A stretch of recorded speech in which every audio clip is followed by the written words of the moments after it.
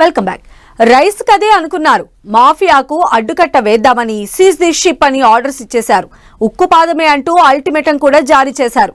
ఇదంతా ఒక ఎత్తైతే ఇప్పుడు పోర్టు కబ్జా టాపిక్ ట్రెండింగ్ అవుతోంది. బియ్యం వ్యాపారంతో మొదలై గన్ ఎక్కుపెట్టి ఏకంగా పోర్టులోనే పాగా వేశారట. వినటానికి సినిమా స్టోరీ లాగానే ఉన్నా ఇది సీరియస్ మ్యాటర్ అంటోంది ఏపీ సర్కార్. ముంబై మాఫియాను తలపించే రేంజ్ లో డీల్ సెట్ అయిందట. ఇదేంటి ఇంత ఘోరమా? ఇది ప్రజాస్వామ్యమా, అరాచకమా? అధికారంలో ఉండి అరాచక శక్తుల్లా ప్రవర్తిస్తారా అంటూ కూటమి సర్కారు ఫైర్ అవుతోంది. ఇంతకీ పోర్టు కబ్జా నిజమేనా? ఆ ముగ్గురిపై లుకౌట్ నోటీసులు జారీ అయ్యాయా?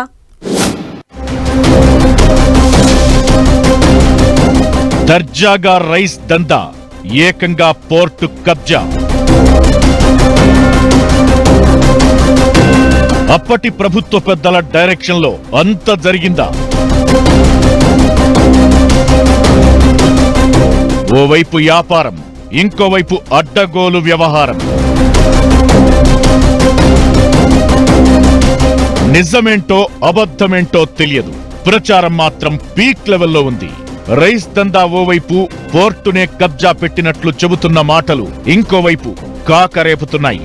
కాకినాడ పోర్టులో రేషన్ బియ్యం దందా ఇష్యూ తెలుగు స్టేట్స్ లో వారం రోజులుగా వెబ్ సిరీస్ లా కొనసాగుతోంది.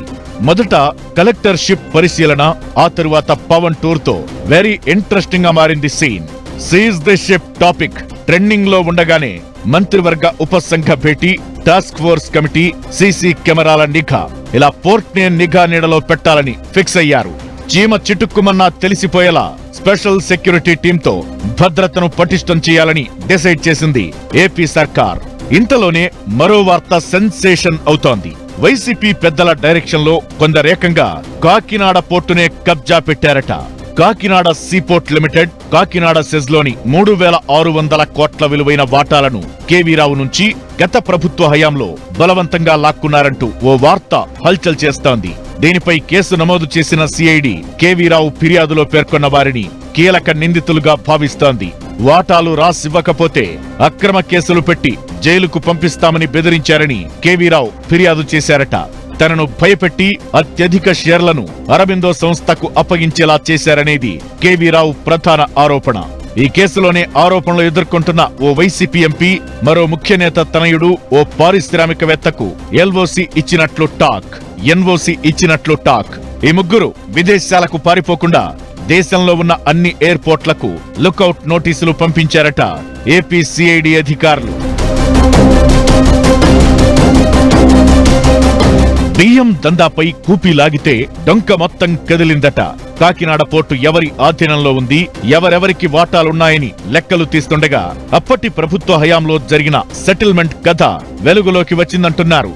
వ్యాపారం చేసుకునే వాళ్లను బెదిరించి గత ప్రభుత్వ అధినేతల కనుసన్నల్లో తమకు కావలసిన వారికి పోర్టులో వాటాలు దక్కేలా చేసుకున్నారని మండిపడుతున్నారు కూటమి నేతలు.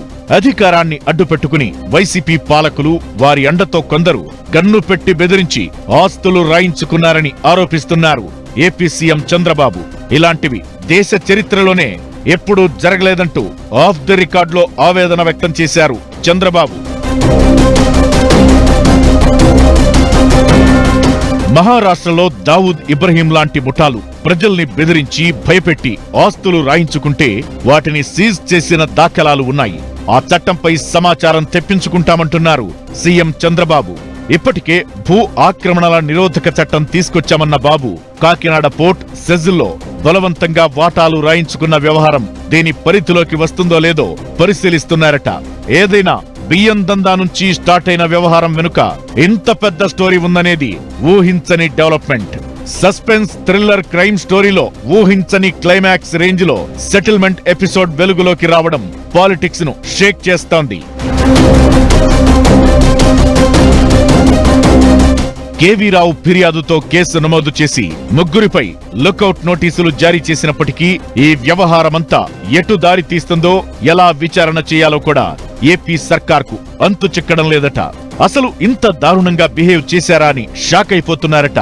బాధ్యతాయుతమైన పొజిషన్లో ఉండి అడ్డు అదుపు లేకుండా ఏంటిదంతా చెప్పుకుంటూ పోతే మరో 5 ఏళ్లు అరాచకం ఫైల్స్ కంటిన్యూ అవుతుందంటున్నారు కూటమి నేతలు. అసలు కాకినాడ పోర్టు కబ్జా నిజమా, లేదా రైస్ మాఫియాను గెలికితేనే పోర్టు కబ్జా వ్యవహారం బయటకొచ్చిందా? ఇదంతా బయట జరుగుతున్న ప్రచారమేనా? నెక్స్ట్ ఇది ఎటు టర్న్ తీసుకోబోతుందనేది ఇప్పటికే ఇంట్రెస్టింగ్ గా మారింది.